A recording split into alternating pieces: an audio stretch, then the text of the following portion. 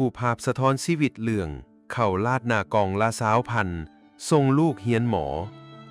เรื่องราวชีวิตจริงที่สะท้อนความเสียสละของแม่และพลังใจของครอบครัวธรรมดา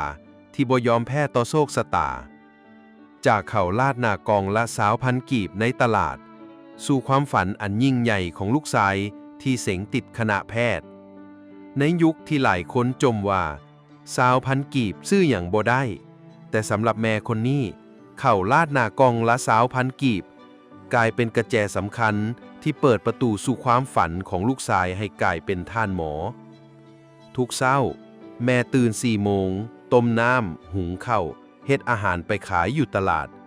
เข่าลาดหนากองละสาวพันกีบที่แม่เฮ็ดเองกับมือบ่มีกล้องหรูหราบ่มีโลโก้แบรนด์งามๆแม่บ่เคยขายแพงเพราะฮู้ว่าคนกินก็ลำบากคือกันบางคนซื้อบางคนก็บ่เหลียวเบิงเลยบางมื้อขายหมดบางมื้อต้องกินเองเพราะว่าบ่มีไผซื้อแต่แม่บ่เคยจมแม่บอกตนเองว่าดีแล้วมื้ออื่นจึงได้หุงใหม่อีกเพราะว่าทุกกล่องที่ขายออกไปคือเงินค่าเรียนค่าอนาคตของลูกนั่งอ่านหนังสือท่ามกลางแสงไฟในเฮือนหลังน้อยๆด้วยใจมุ่งมั่นที่อยากเป็นท่านหมอลูกชายของแม่เรียนเก่งแต่บ่ได้เรียนเพิ่ม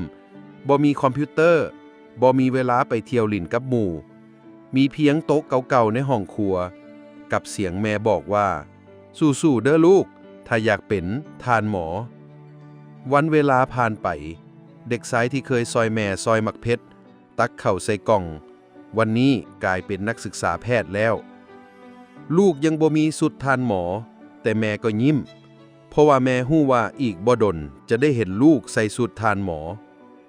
และแล้ววันนั้นก็มาถึงวันที่แม่ยืนยิ้ม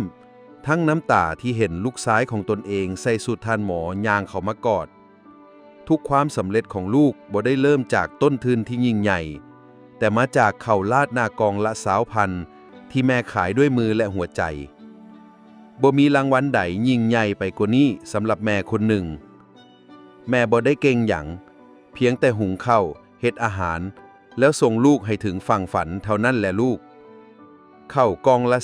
20,000แต่ราคาแห่งความหักและความเสียสละบ่มีตัวเลขใดเทียบเท่าได้อย่ารังเกียจข้าวกองน้อยๆของแม่เพราะนั่นอาจเป็นพลังที่พาลูกไปถึงฝั่งฝันอย่าลืมกดไลค์กดแชร์และกดติดตามเพื่อส่งต่อแรงบันดาลใจให้คนที่กำลังท้อและบ่พลาดคลิปดีๆแบบนี้